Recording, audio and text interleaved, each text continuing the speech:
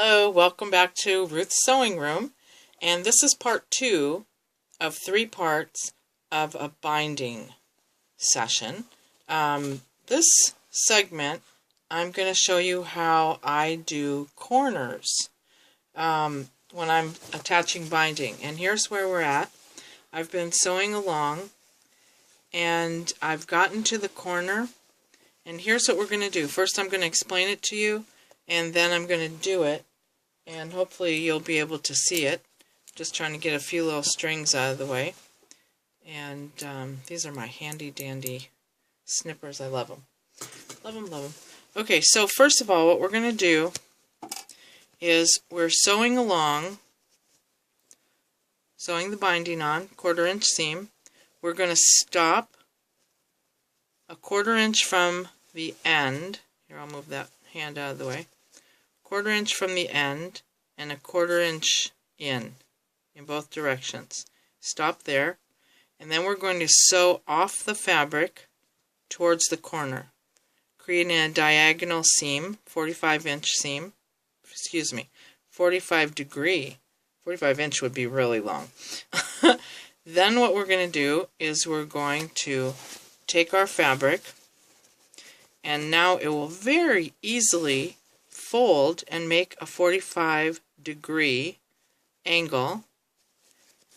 Then once we have it up, we're going to fold it back down, making sure that our fold lines up with the edge of your item, quilt, placemat, whatever it is, and this edge also matches up right here. Because then we're going to start sewing.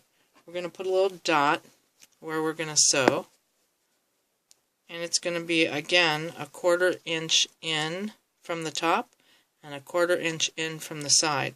We're going to start there, and we're going to sew down. Okay, this is not going to show, nobody's going to see this spot. Now I am going to turn the camera so that you can see the machine once I get this put underneath here. Whoops, that is not the machine. Sorry about that. I'm still trying to figure out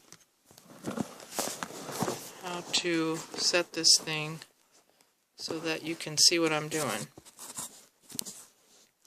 And hopefully this is going to work until the table starts vibrating with the machine sewing. Okay, I have my foot right on the edge of the, see, you can't see that. Okay, I'm going to have to try and do this. I have my foot right on the edge of the garment, and I'm not going to sew very far, so I should be able to do this one-handed. And I've put my needle down, and then I'm going to do a little back stitch to lock it in. And I put my needle down right where that dot was, and I'm going to start sewing. Okay? Now, I'm going to cut my thread here so I can take it out. But what you'll see, I'm just going to turn you around a little bit here. Hopefully, there. What you'll see is we've created a nice little pocket so that when we turn this over, we will be able to sew this binding down, and we're going to sew it all the way along by hand to the corner.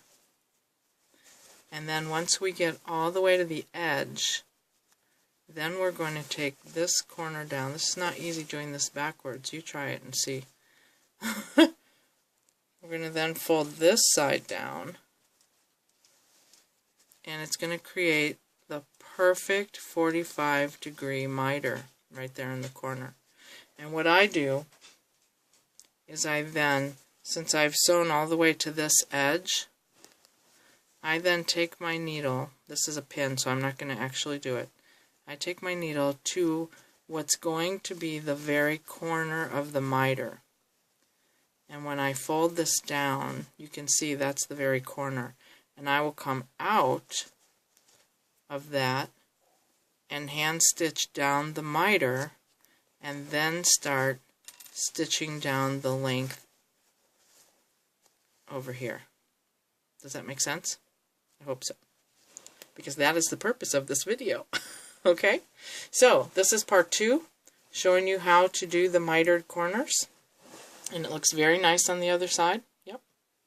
And check back with part 3, where I'm going to show you how to finish off these ends so that you can't see them. They're perfect, and they'll be joined diagonally just like we did it in the beginning.